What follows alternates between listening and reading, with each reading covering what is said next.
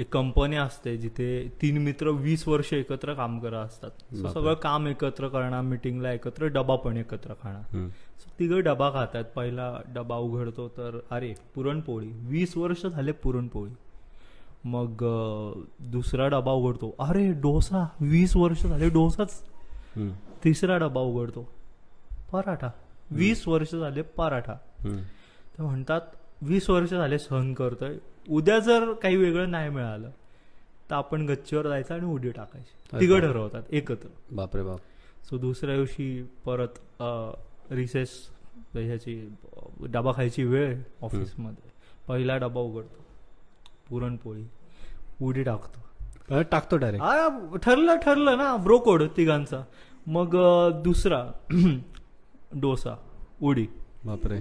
तिसरा पराठा, उडी. बापरे. मग होतं असं की आता